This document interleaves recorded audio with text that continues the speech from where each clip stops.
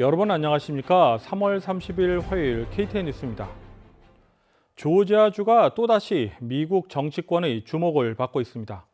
공화당에서는 선거제도 개혁을 추진 중인 가운데 조지아주가 가장 먼저 선거법을 개정했기 때문입니다. 조지아주 의회가 지난 25일 선거법 개정안 SB 202를 통과시킨 것입니다. 이어 같은 날 브라이언 캠프 주지사는 법안 통과 후 약 1시간 만에 법안에 서명했습니다. 조지아 주 하원은 100대 75로, 같은 날 주 상원은 34대 20으로 선거법 개정안을 통과시켰습니다. 논란이 된 선거법 개정안이 주 하원과 상원, 그리고 주지사 서명까지 하루 만에 입법 절차가 마무리된 것입니다. 96쪽으로 구성된 SB 202 주요 골자는 부재자 투표 시 신분 확인을 강화하는 것입니다. 또한 투표용지 드랍박스 수를 제한하고 투표를 하기 위해 줄을 서서 대기하는 유권자들에게 음식이나 물을 제공하는 것도 금지하는 내용이 담겨져 있습니다.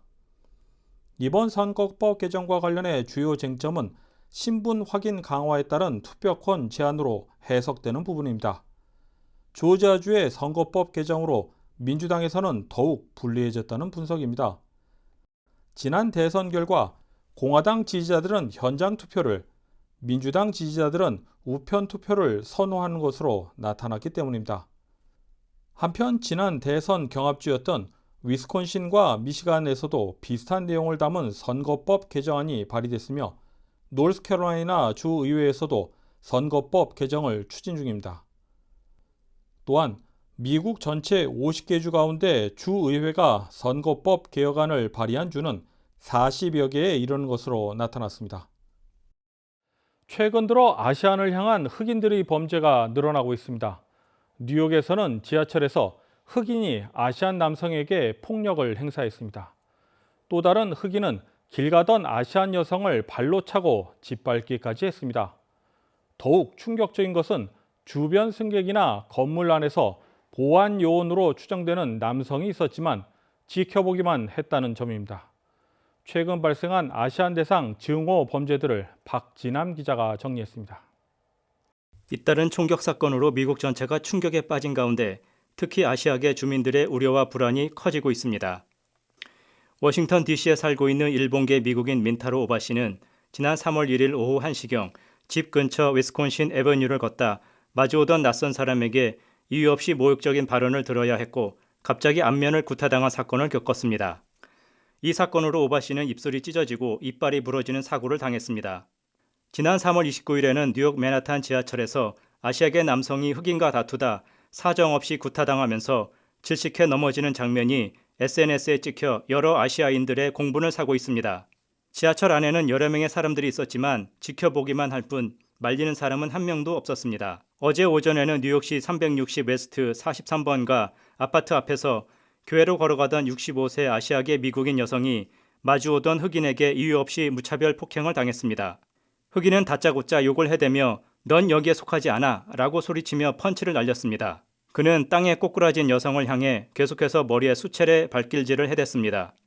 바로 옆 아파트 건물에서 경비를 쓰고 있던 경비원이 이 폭행 장면을 목격했지만 폭행당한 여성에게 아무런 도움의 손길도 주지 않았고 오히려 아파트 문을 닫아버리는 황당한 장면이 CCTV에 잡혔습니다. 지난해 미국에서는 아시아계를 노린 증오범죄가 급증했습니다.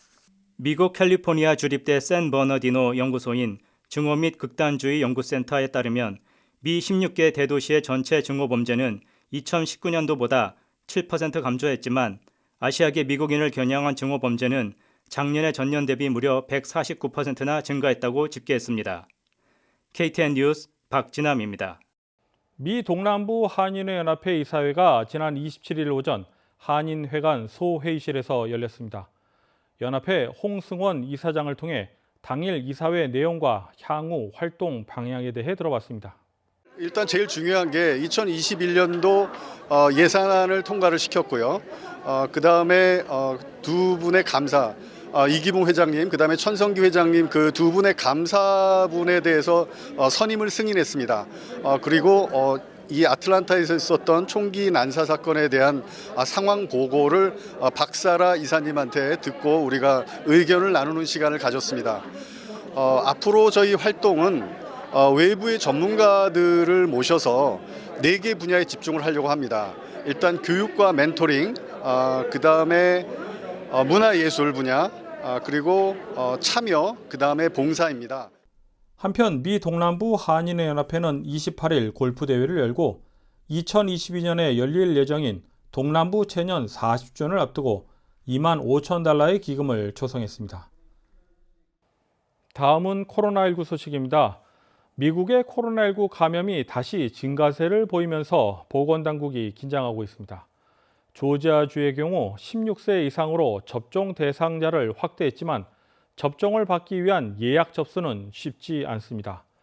오늘의 코로나19 현황을 배준경 기자가 종합했습니다.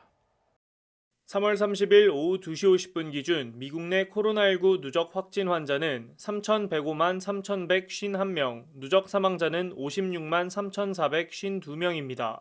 어제 하루 동안 신규 확진 환자는 4만 4,710명 늘었고 신규 사망자는 631명 증가했습니다. 주별 누적 확진 환자는 캘리포니아, 텍사스, 플로리다, 뉴욕, 일리노이 순으로 많습니다. 주별 누적 사망자는 캘리포니아, 뉴욕, 텍사스, 플로리다, 펜실베니아 순으로 많습니다. 다음은 조지아주 코로나19 현황입니다. 오후 2시 50분 집계에 따르면 조지아주의 누적 확진 환자는 85만 1,306명, 누적 사망자는 16,533명으로 집계됐습니다. 신규 확진 환자는 893명 증가했고 신규 사망자는 10명 증가했습니다. 항원검사 양성 판정자는 누적 20만 6,435명, 신규 427명입니다. 다음은 카운티별 집계입니다. 귀넷 카운티 누적 확진 환자 8만 3,410명, 누적 사망자는 989명입니다. 월요일 대비 신규 확진 환자는 85명 늘었고 신규 사망자는 없습니다. 풀턴 카운티 누적 확진 환자 7만 8,298명, 누적 사망자는 1,182명입니다. 신규 확진 환자는 93명 늘었고 신규 사망자는 3명 늘었습니다. 캅 카운티 누적 확진 환자 5만 8,073명, 누적 사망자는 909명입니다. 신규 확진 환자는 87명, 신규 사망자는 없습니다. 디캡 카운티 누적 확진 환자 5만 5,014명, 누적 사망자는 867명입니다. 신규 확진 환자는 111명, 신규 사망자는 없습니다. 홀 카운티 누적 확진 환자 2만 4,407명, 누적 사망자는 410명입니다. 신규 확진 환자는 21명, 신규 사망자는 없습니다. 이상 오늘의 코로나19 현황이었습니다.